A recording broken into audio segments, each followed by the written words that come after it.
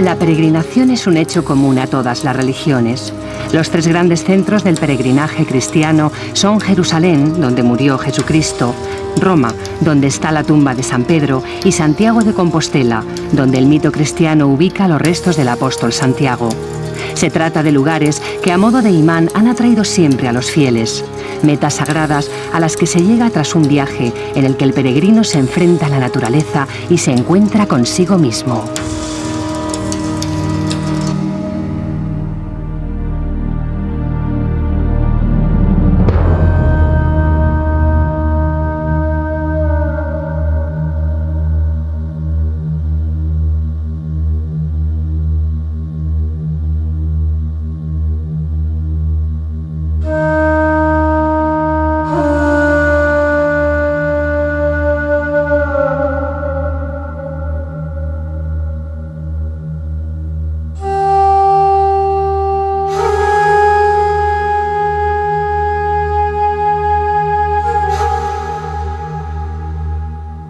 El hombre ha peregrinado siempre.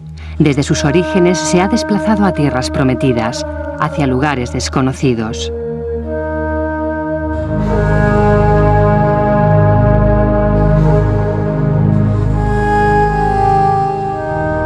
Movido por razones de fe o impulsado por la necesidad misma de caminar.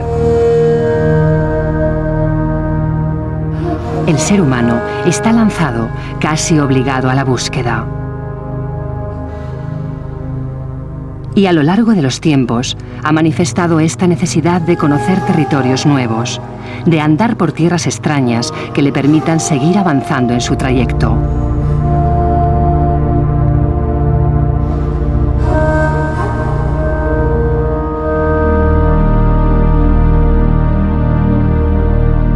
Nos marcamos ciertas metas y emprendemos el camino. El peligro está presente durante todo el ascenso, pues en todo trayecto surge la dificultad, la lucha, el enfrentamiento con las fuerzas externas y de uno mismo.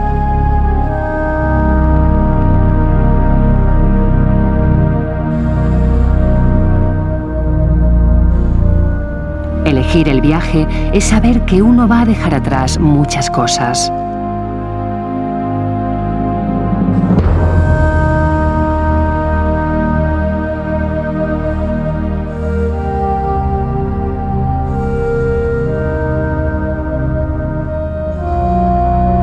Es más, el hombre puede peregrinar desde una perspectiva interior y así el trayecto externo del camino tiene su correspondencia en el viaje interior que ofrece todo peregrinaje. Esa es la verdadera magia del camino.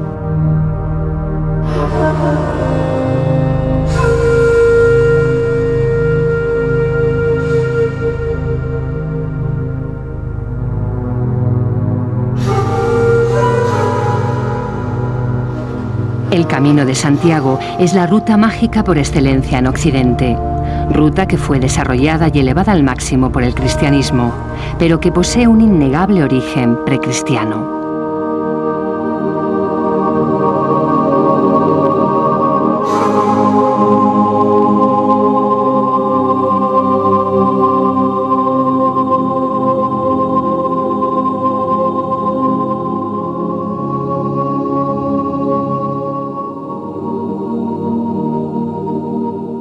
El Camino de Santiago, como camino mágico, hay que entenderlo desde la definición de magia.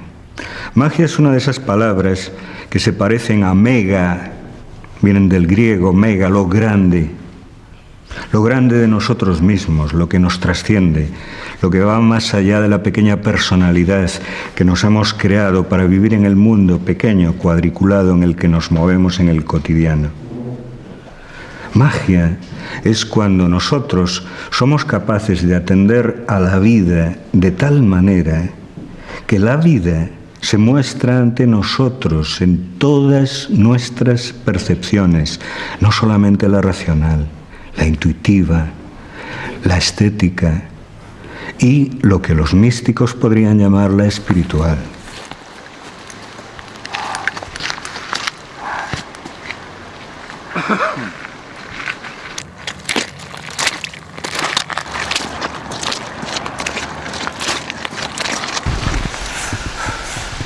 neste mundo deshumanizado, despersonalizado, onde tantos problemas temos, pois de repente estar durante un mes andando cara a un sitio que non se sabe o que é exactamente e que ten unha atracción especial, pois move a moitísima xente. Cuando un peregrino del siglo XX viene andando por el camino de Santiago, realmente viene por el camino de arriba, y es como si hubiera muchos caminos debajo que se fueron haciendo a lo largo de la historia. El camino de Santiago es el resultado de muchos años, no es una idea que alguien planeó e hizo desde un gabinete o que alguien lo pensó, sino que se fue generando el Camino de Santiago por una serie de circunstancias económicas, políticas y culturales.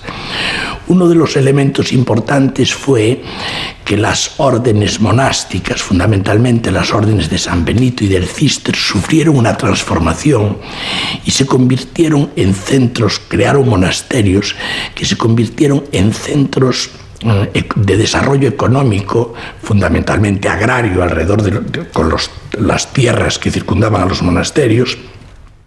Estos centros se fueron extendiendo, enfrentándose a la línea que los separaba del mundo musulmán. Los musulmanes habían llegado hasta Francia y aquello alarmó a la cristiandad. Y entonces los monasterios fueron asentamientos que iban tomando cuerpo y fueron creando a lo largo de los siglos una frontera. Esa frontera que va de este a oeste y que llega hasta Santiago de Compostela. Y así se va creando ese camino. Al mismo tiempo que se crea el camino, se genera el mito, y este mito lo que hace es articular todo un pensamiento, toda una ideología, y una ideología católica, floreciente, fuerte, frente a la ideología o frente al pensamiento musulmán. Por lo tanto, son los reinos cristianos, el imperio, el Sacro Imperio Romano, los reinos cristianos los que conforman la vieja Europa. Evidentemente, en Europa, en el origen de Europa, no está solo el cristianismo, pero sí también está el cristianismo, y sobre todo está el cristianismo en cuanto que se confronta con el pensamiento musulmán, con la cultura musulmana en la propia Europa. Cando se discute que é Europa e cando se discute como se construye Europa, non? Pois Europa que é unha reconstrucción da memoria do Imperio Romano a través da cristiandade e que a aportación fundamental laica da Revolución Francesa de 1789 ten unha especie de columna vertebral que a vai construindo ao longo dos séculos e que é o Camiño de Santiago. Dende o século IX, o século X ata os nosos días, son 1000 anos movendo influencias, entrando e saindo influencias na música, na arquitectura, na economía, no que chamamos hoxe as influencias políticas, o tráfico de influencias, é dicir, os reis, os nobres señores, os bispos, os papas de Roma viñan a Compostela e de Compostela saían pois tamén produtos económicos e produtos culturais de Galicia polo mundo adiante.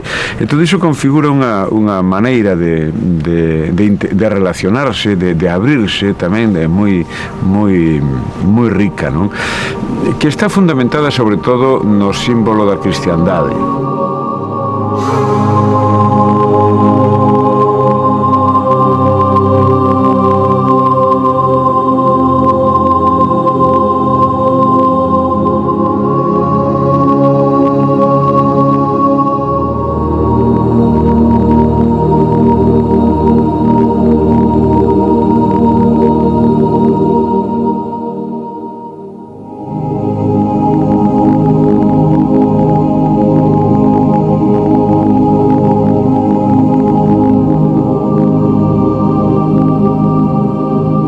En los siglos X, XI y XII, el norte de la península conoció un esplendor religioso cultural excepcional, un hecho histórico trascendental que marcó el origen de lo que hoy es Europa.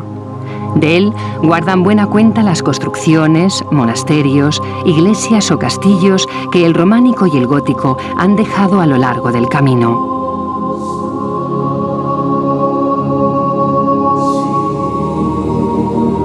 La magistral arquitectura cristiana es de una fuerza evidente, pero tras ella se hallan capas más profundas que descubren el camino más remoto. Un trazado más antiguo, construido sobre las vías romanas que llevaban al Finisterre atlántico y, a su vez, se habían servido de antiguos trayectos sobre los que ya caminaban las tribus más primitivas.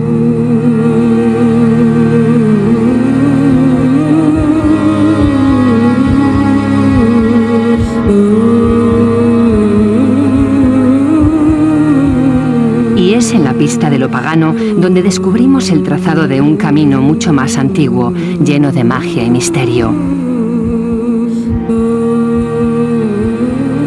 Hoy, la ciudad de Santiago es más que una meta cristiana. Es una metáfora abierta al paso de los tiempos, un símbolo que invita a reflexionar a todo caminante que se dirige a ella. Santiago de Compostela non é a cidade só. Santiago de Compostela é un símbolo, é un mito, é unha creenza, é unha cidade máxica, e hai que partir dese principio, non? É unha cidade máxica e contradictoria. Hai moitas Compostelas. Hai a Compostela dos composteláns, dos vellos santiagueses de toda a vida, moi pegada á tradición eclesiástica, á forza da igrexa e da catedral. Está a Compostela dos estudiantes, esa Compostela de festa, aberta, enormemente libre, moi progresista, moi galeguista. Está tamén a Compostela dos peregrinos, dos que chegan dende todas partes do mundo a descubrir un pouco o milagre de Occidente que decían os antigos, non? E depois está todos esas marcas secretas da cidade que foron construíndose ao longo dos séculos e que ás veces nin os propios galegos, nin os composteláns, nin os estudiosos entenden.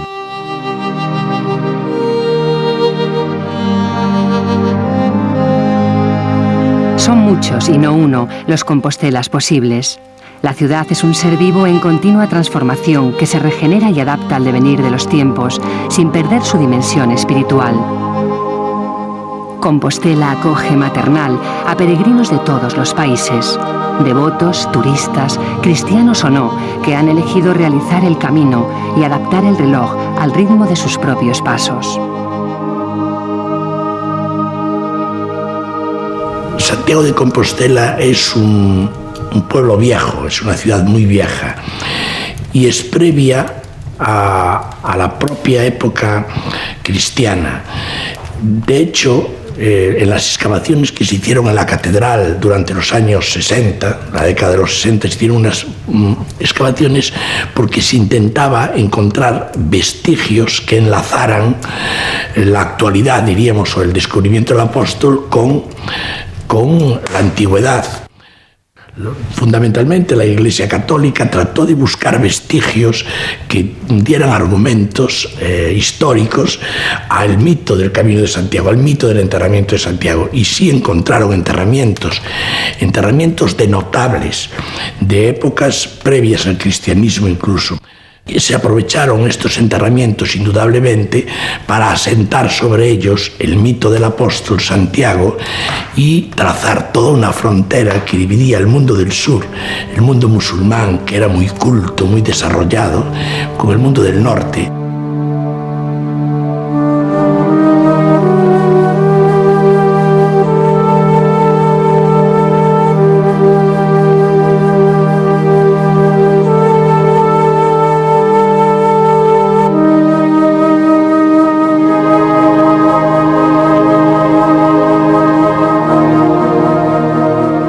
Se construye poco a poco el camino jacobeo y frente a Mahoma, el mensajero de Alá, los cristianos proponían a Santiago, discípulo y hermano de Jesucristo.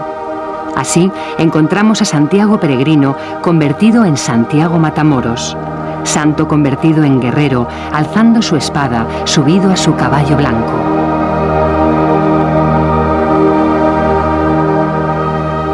En torno al apóstol Santiago, al Camino de Santiago, se han generado muchísimas leyendas, pero la primera leyenda, y que es incluso hay un intento general de verla presentado como histórica por parte de las partes interesadas, fundamentalmente la Iglesia Católica.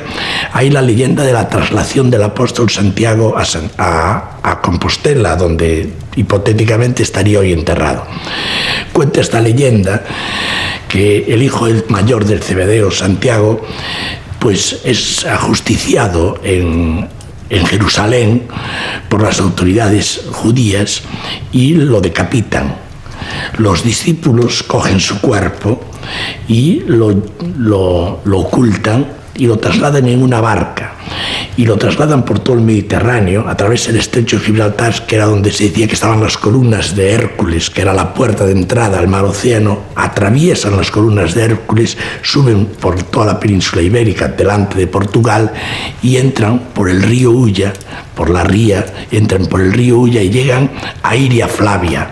En Iria Flavia llega la barca y los discípulos intentan buscar un lugar noble, un lugar importante para enterrar el cuerpo del apóstol. Y allí se encontraron con la colaboración de una reina, la reina Lupa, que vivía en un monte que se llama hoy Pico Sacro y que les prestó toda su ayuda para enterrar al apóstol. Y desde ese momento se oculta al apóstol y desaparece durante siglos hasta el siglo VIII, IX, donde se produce el descubrimiento.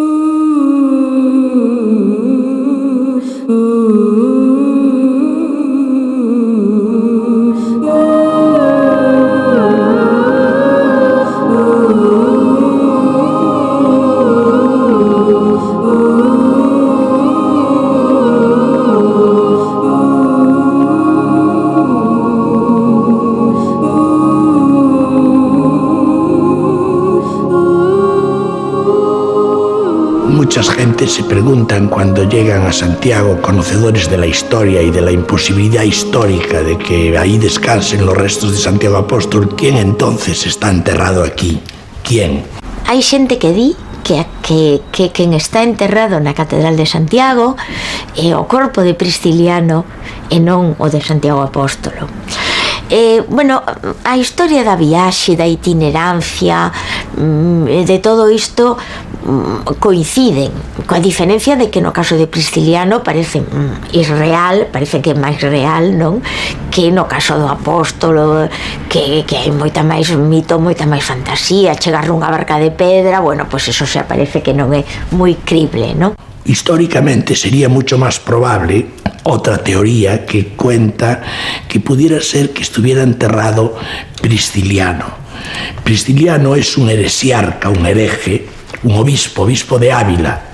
Y este obispo de Ávila desarrolló una teoría crítica frente a la Iglesia oficial, frente al catolicismo oficial, una teoría crítica muy carismática, comunitaria, de vuelta un poco a las raíces del cristianismo y de lucha contra lo que se consideraba corrupción de Roma. A religión priscilianista está baseada en aspectos íntimos e é unha religión menos dogmática, digamos, que era o cristianismo naquel momento.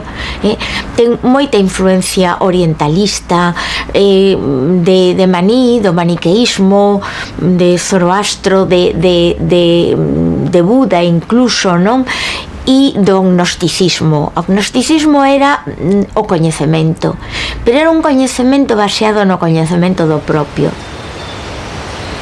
Prisciliano fan unhos ritos moi campestres, todo é no fora, non están nas igrexas, sino que saen fora, fan ritos nus, descalzos, son ascéticos.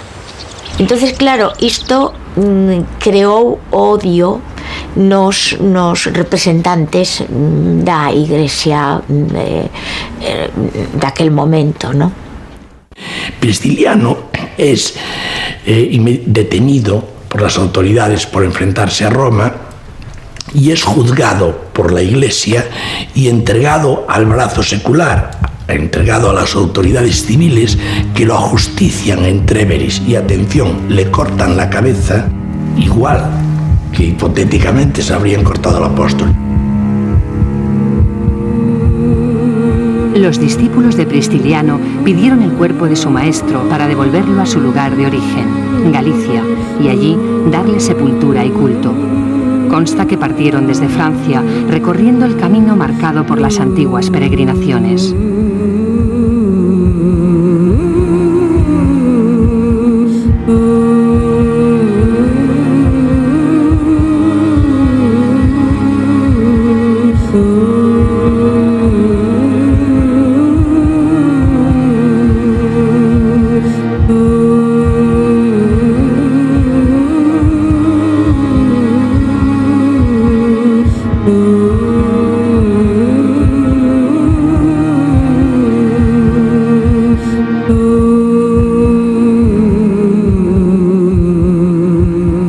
En el siglo VIII, la Iglesia continúa su progresivo debilitamiento frente al dominio musulmán del sur. Consciente de la necesidad de hegemonía, recupera ese antiguo trayecto solar hacia el oeste. Y a partir del descubrimiento del apóstol, se construye el mito de Santiago.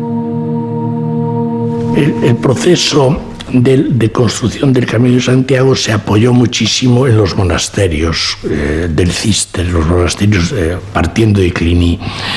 Esto conllevaba pues todo un desarrollo urbanístico, en cierto sentido, un desarrollo de creación de monasterios, catedrales, hospitales, que a lo largo de los años fueron atrayendo la mano de obra, los trabajadores, los canteros, los braceros, pero también aquellos personajes que eran los maestros de obras.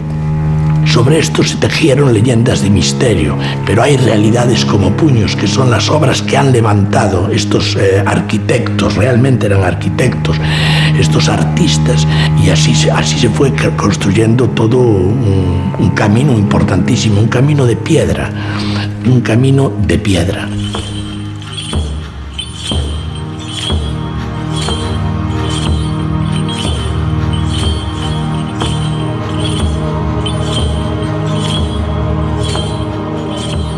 Se decide utilizar la piedra como elemento constructor, pero la Iglesia no era quien directamente trabajaba la piedra, ni quien diseñaba la arquitectura de los edificios.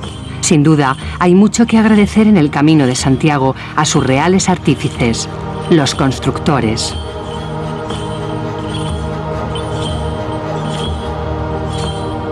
Se encomienda la construcción de albergues, iglesias, hospitales a los compañeros constructores, maestros de la cantería, profesión harto antigua que cobra nuevamente fuerza. Y es que el Camino de Santiago es principalmente un camino creado, esculpido, elevado por constructores. Para ellos suponía también un camino iniciático, en el que el maestro constructor había pasado por distintas fases hacia el conocimiento de su materia. La mayor parte de los capataces recorrieron el camino y su saber parece estar plagado de la espiritualidad de todo trayecto iniciático. Así como los templarios tenían un precepto, los templarios occidentales, los que superaban la reconquista ibérica, tenían un precepto fundamental en su orden para ir ascendiendo de grados, que era hacer el Camino de Santiago a caballo. Pues sus protegidos, la hermandad de constructores de catedrales, de iglesias del Camino de Santiago, tenían también dentro de sus preceptos para ascender en el oficio de albañil a arquitecto, el peregrinar hasta el fin del mundo, hacer el Camino de Santiago, la Vía Láctea de los alquimistas. Para un maestro constructor, Galicia era la escuela summa, era el final del camino de su carrera. Solo después de haber conocido el granito, tallado el granito, uno era verdaderamente un maestro constructor.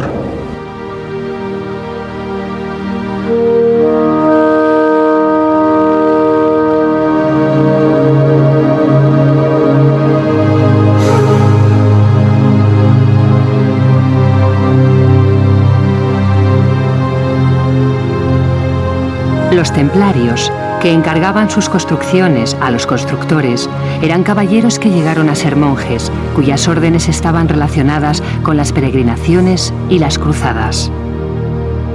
Representan el ideal de caballero cristiano y en el caso del Camino de Santiago tienen el propósito de custodiar a los peregrinos en lugares santos y darles servicio y asistencia. Aquí tenemos un lema, que es el lema de nuestra divisa de la antigua orden, y ese que llevamos: Non nobis Domini. Nada para nosotros, todo para la gloria del Señor. Cuando viene un peregrino que puede llegar cansado después de 2 meses de caminar, o de 21 días si viene de los Pirineos aquí, lo primero que tiene que encontrarse es bien a gusto, quitarse su carga emocional, un poco ver cómo va físicamente y prepararle para ver cómo ha ido su camino interior, porque es la verdadera meta de esta peregrinación. Si no es un viaje turístico, no le sirve para nada, tendrá que repetir curso. Queremos que la acogida debe ser desinteresada. Era, yo creo, que más auténtica hace siglos. Ahora se está comercializando mucho, pero la dinámica del camino seguirá siendo.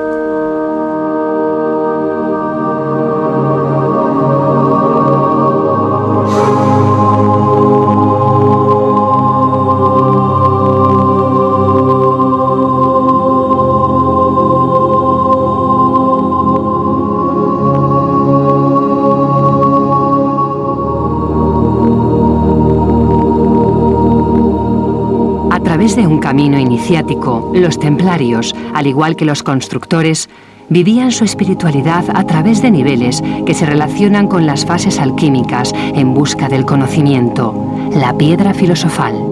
Alquimia es, digamos, el arte de las artes y la ciencia de las ciencias que se desarrolló en la Edad Media a partir de la pirámide, del concepto de la pirámide. La pirámide clásica, la pirámide egipcia, era una pirámide de 4 caras. Las 4 caras eran los 4 aspectos del conocimiento. Uno era la ciencia, otro era la filosofía, el otro era la religión y el tercero era el arte. Pero la alquimia suponía, además, un camino de transformación, porque sin transformación no se podía acceder a aquel estado de sensibilidad que permitía hacer la unión de los 4 saberes. La alquimia era una cocción de conocimiento interior a lo largo del camino que tenía que cocinarse dentro del horno alquímico del alma, de la experiencia, de la vivencia del propio caminante.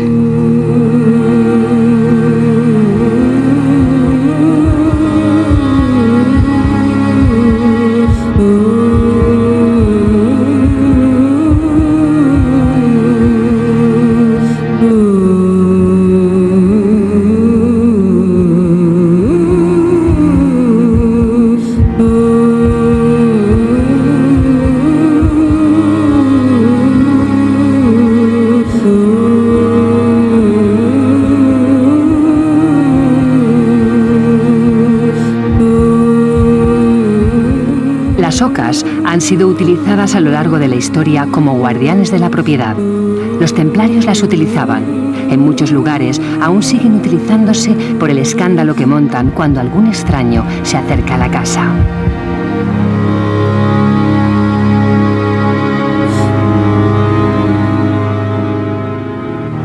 Bueno, la pata de oca es el símbolo de una organización de canteros medievales. La pata de oca. Hay en muchas catedrales. Los patucos llevaban la pata de oca puestas en la espalda, en rojo. La oca para los antiguos celtas es un animal guía, un animal sagrado. Y hay muchos lugares del camino que se habla de los patas de oca. Los jares entonces. Jar era el antiguo idioma, las ocas. Castro Jeriz, Castro de Jares. Manjarín, hombres de oca. El Ganso, montes de oca.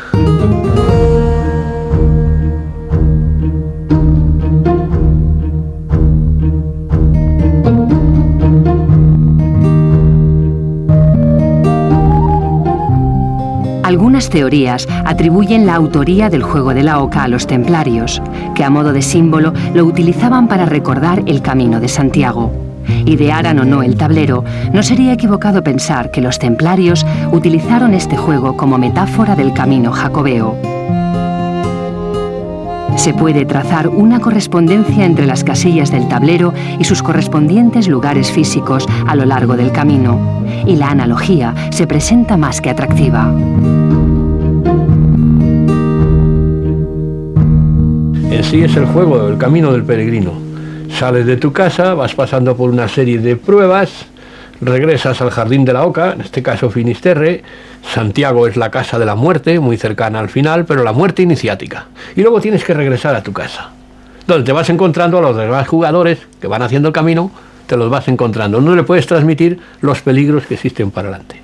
Y es muy significativo que está el laberinto, está el puente. Puentes en el camino prácticamente esotéricos o de estudio tenemos dos: Puente la Reina y el Puente de Órbigo. Ponferrada es el laberinto. Ahí aparte físicamente se pierden la mayoría de los peregrinos. Está muy mal señalizado. Está la posada, que en este caso son los refugios.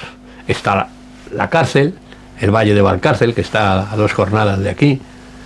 En fin, los dados creemos que es la piedra fundamental, la piedra angular de las catedrales. Lo perfecto en este viaje sería ir de oca en oca, es decir, protegido al abrigo de un castillo o encomienda templaria. Pensemos en el peligro que entrañaba siglos atrás echarse al camino, atravesar montes, bosques y ríos, esquivar a salteadores, no enfermar ni perder las fuerzas.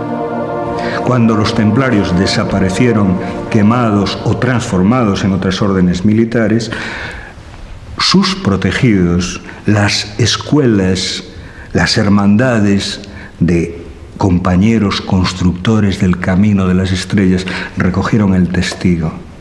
Y con toda la ritualística con la que ellos habían dado grados a los aprendices de oficio, desde albañil hasta arquitecto, fundaron toda la ritualística que hoy conocemos, quien la conoce, de la masonería.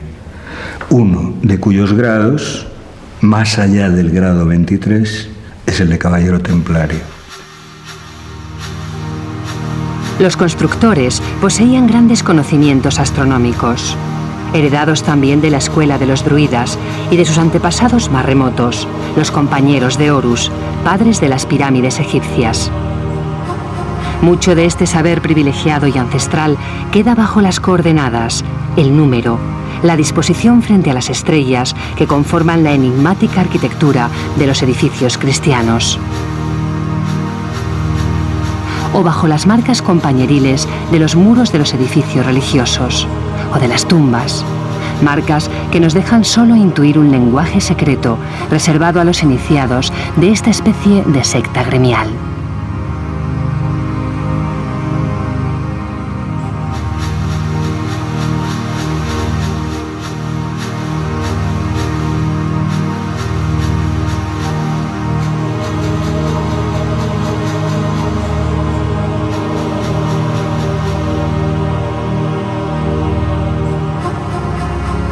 En Noya, la ciudad de la hija de Noé, está el cementerio iniciático de los maestros constructores de la piedra, donde dentro de ese precepto iniciático de grados de oficio de su fraternidad, cada uno de los aspirantes a arquitecto tenía que llegar hasta Noya, tallar en granito gallego su tumba, pasar una noche metido dentro de aquel sarcófago, que era una experiencia de muerte muy típica del final del Camino de Santiago, meditar aquella noche dentro del sarcófago y al día siguiente salir de allí, grabar su nombre y seguir hasta el final, hasta el mar, hasta la entrada en el agua, el dejar que pasen 12 olas sobre ti como los 12 meses de la gestación, dejar que la madre diosa de la vida y de las aguas te geste y te para de nuevo para tú volver a la playa como un niño, como un recién nacido, como un hombre nuevo, que es el signo de la renovación del camino.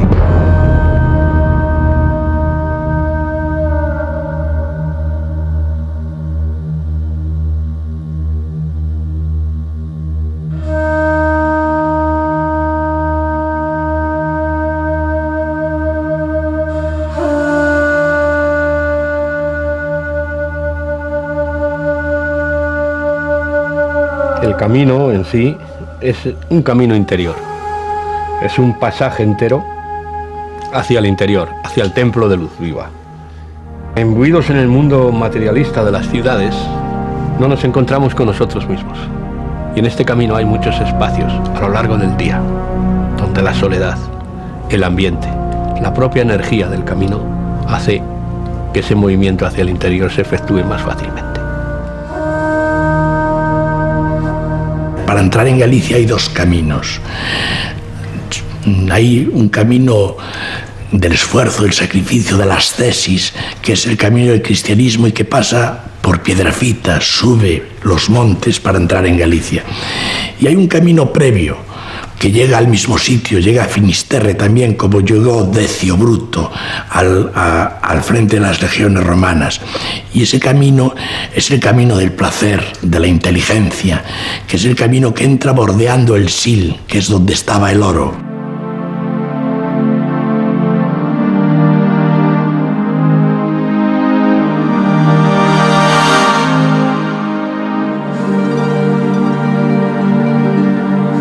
Los romanos también influyeron en la configuración del mito jacobeo.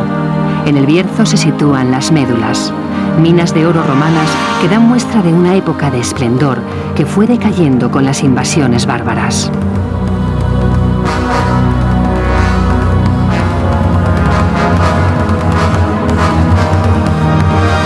Los romanos eran un pueblo conquistador.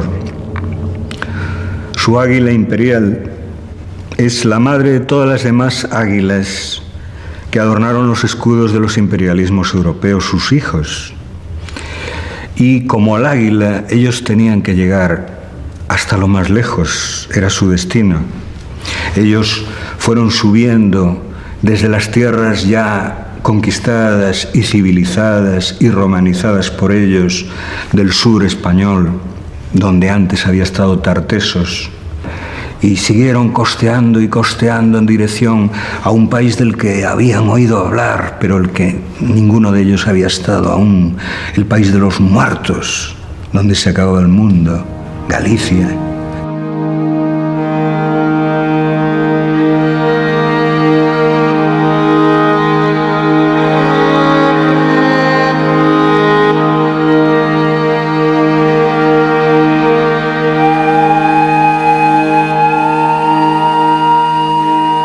Los celtas, en su masiva emigración hacia el oeste, hacia el siglo IV a.C., también siguieron al sol hacia el umbral del más allá, al límite de la tierra conocida, donde solo podían existir seres divinos o monstruos nunca vistos.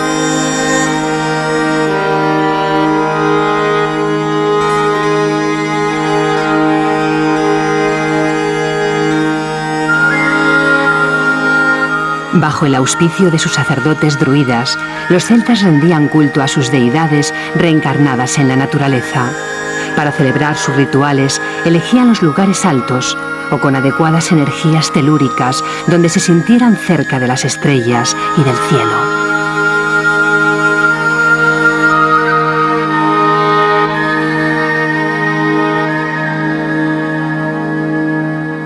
La historia de los pueblos celtas es muy interesante porque probablemente vinieron de las estepas de Asia al norte de lo que es el Mar Negro y el Mar Caspio.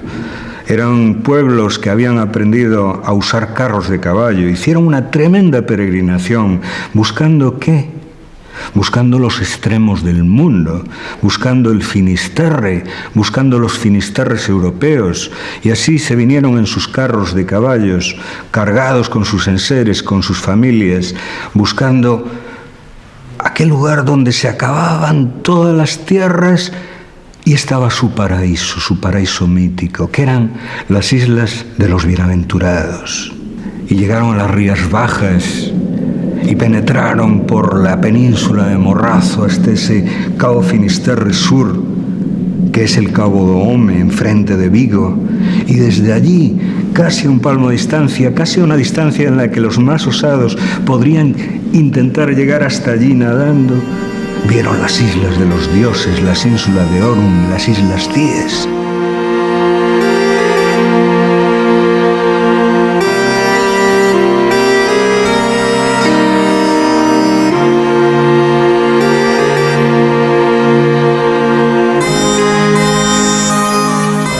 De la embestida celta hay también buenas muestras esparcidas a lo largo de la península ibérica.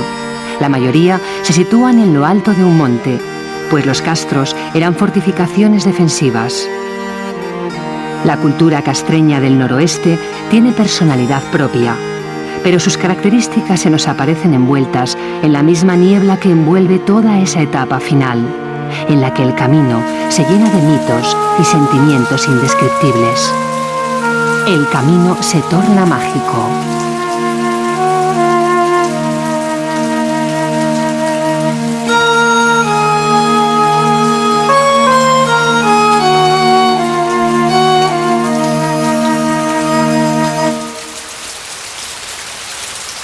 Cuando nosotros hablamos de lo mágico, nos referimos a los magos. Y los magos surgen de una religión antigua que hubo en la Mesopotamia, más cerca del Irán, de lo que hoy es el Irán, en las montañas que separan lo que llamamos Oriente Medio del Cáucaso. Los magos probablemente son anteriores a lo que nosotros conocemos como las más antiguas civilizaciones mesopotámicas, las de los caldeos, los que construyeron zigurats, pirámides escalonadas, probablemente bastante antes de que los egipcios construyeran las suyas. ¿Y para qué construían eso? Pues dicen que eran observatorios astronómicos para mirar las estrellas.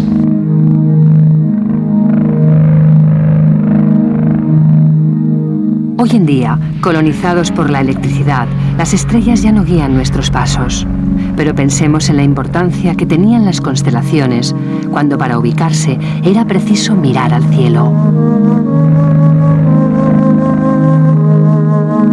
Para los hombres primitivos, igual que para los hombres actuales, las estrellas, el cosmos, todos esos fuegos lejanos, pero imperativos que presiden nuestras noches, que componen figuras geométricas extrañas, que cuando uno las lleva al papel dicen algo, cuando uno las transforma en geometría, en ecuaciones, dicen mucho más.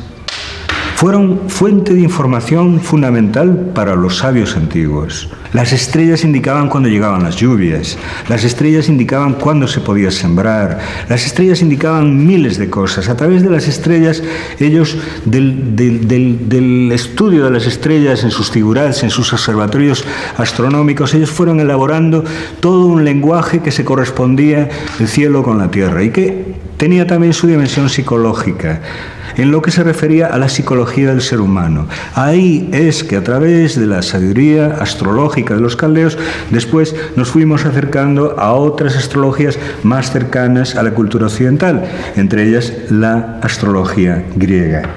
En la mitología griega, los signos del zodíaco, es decir, las diferentes estaciones por las que va pasando el Sol en la Vía Láctea, alrededor de nosotros, se fueron resumiendo como campos en los que el Sol, que significa nuestra personalidad mayor, va asumiendo distintas facetas, distintas caras. Y en Aries, en la faceta Aries, el Sol se muestra como el emprendedor, es el comienzo del zodíaco, el impulso, el carnero que va hacia adelante. En la faceta Libra, él ya se muestra como el equilibrio, la balanza, el compensación entre los polos. En la etapa Escorpión profundiza, se va a los laberintos subterráneos del subconsciente, penetra en las partes más oscuras de sí mismo para enfrentarse con su sombra, para asimilarla, para convertir su flaqueza en fuerza, para poder elevarse, para que el escorpión se convierta en águila. Y así se va llegando a través de los signos del zodíaco a toda una iniciación por grados, por signos zodiacales, hasta llegar a la última, Acuario, donde todo se sintetiza.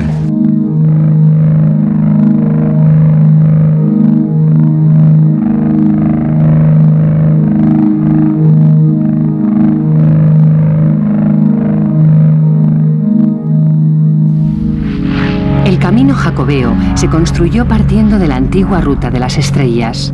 De ahí que también se ha llamado Camino de las Estrellas o Vía Láctea. Aunque hoy Vía Láctea sea el modo de designar a toda nuestra galaxia, antes hacía referencia a esa banda de hileras estrelladas que podemos ver extendiéndose a lo largo del cielo, sobre todo en las noches de verano despejadas. Esa banda lechosa que es la Vía Láctea ha guiado a todos los pueblos que a lo largo de los tiempos se desplazaron hacia los finisterres atlánticos. El camino de las estrellas sigue la dirección de la Vía Láctea, atravesando el norte de la península ibérica por el paralelo 42,5 aproximadamente. Una vía en la que encontramos abundantes elementos relacionados con el mundo celeste. Pero este antiguo eje sufrió sus transformaciones para adaptarse al institucionalizado camino medieval. Como sus antepasados, los constructores del camino jacobeo, clérigos, constructores, capataces, alquimistas o templarios, al elegir sus emplazamientos, conservaron lugares simbólicos de la antigua ruta de las estrellas. Muchos de estos lugares llevan aún el nombre de estrellas recordando ese camino astrológico. Pico de Estella, Lizarra, Compostela.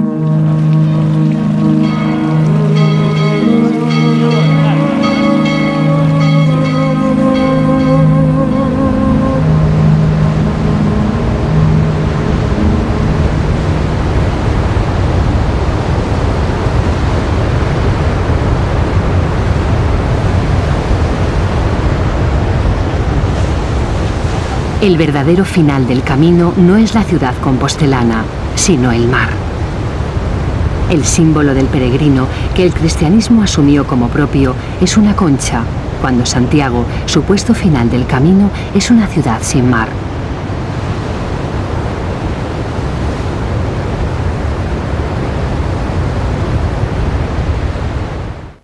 La concha jacobea, venera o vieira tiene un significado que antecede en Galicia a lo cristiano y que hace referencia al reino sagrado de las aguas.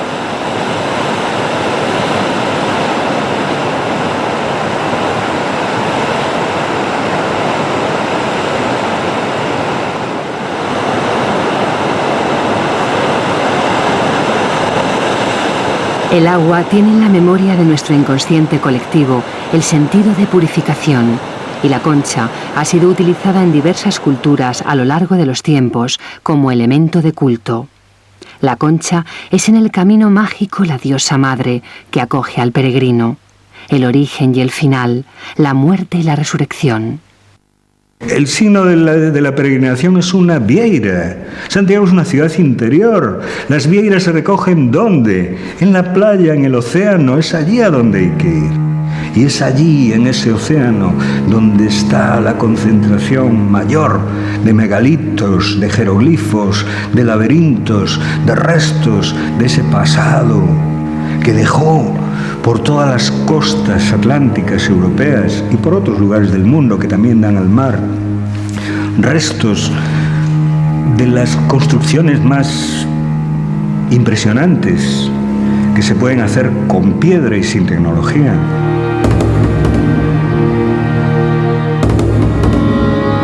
El megalítico en la península ibérica se puede situar entre 3000 a.C.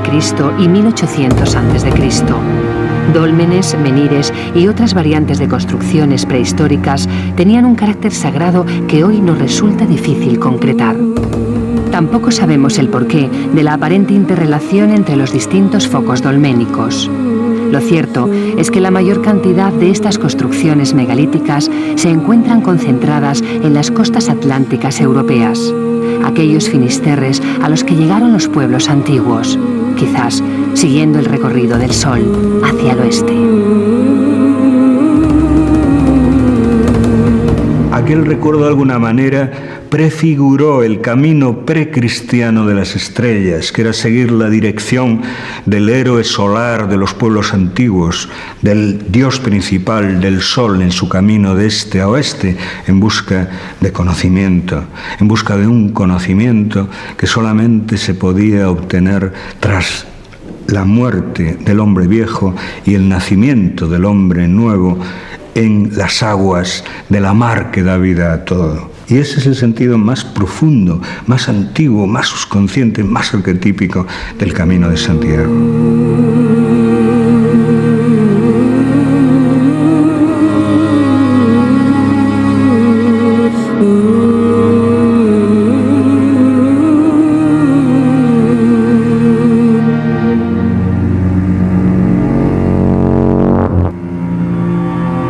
Fisterra é un outro lugar máxico. Foi un lugar máxico antes da aparición do apóstolo. É un lugar máxico antes dos romanos. Fisterra é a fin do mundo. É unha luz especial e é un misterio especial. Quen chega ali estremecese diante daquele océano grandioso e hai que pensar o que imaginaban os antigos pensando que ali acababa o mundo, que había un xigantesco precipicio que conducía aos infernos. Desde el cabo, el peregrino del pasado observaba con respeto y cierto miedo la caída del sol. Rugiendo, imponente, se ofrecía a ser contemplado, como si la fuerza mítica de la costa de la muerte guardara un secreto al que muy pocos tenían acceso.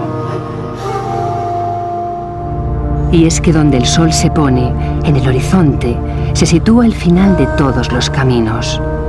El ocaso es el final de todos los trayectos, como la muerte es la meta biológica de toda vida. Pero si en lo biológico la materia tiene la posibilidad de transformarse, el peregrino, como el alquimista, puede transformar su materia interior, su espíritu, a lo largo de este camino mágico. Todo esto que estamos hablando de los aspectos mitológicos, mágicos del Camino de Santiago, los aspectos históricos, los templarios, los alquimistas, son interesantes para los contadores de historias, son interesantes para los amantes de la literatura, son interesantes para captar el aspecto interesante, misterioso de la realidad. Pero lo verdaderamente importante del Camino de Santiago es que el Camino de Santiago, como cualquiera de los caminos de la vida, habla a cada persona en su propio lenguaje. El camino es suficientemente poderoso para que cualquiera que siga la ruta del sol desde su nacimiento hasta su muerte recorra ese mismo camino solar dentro de sí. Y si él es un peregrino atento, el camino habla claramente para él con todo lo que él está necesitando saber, y cuando vuelve a su patria, vuelve convertido en otra persona, en un caminante, en un guerrero, en una persona que enfrentará la vida de una manera más profunda, más intensa, más personal, más auténtica.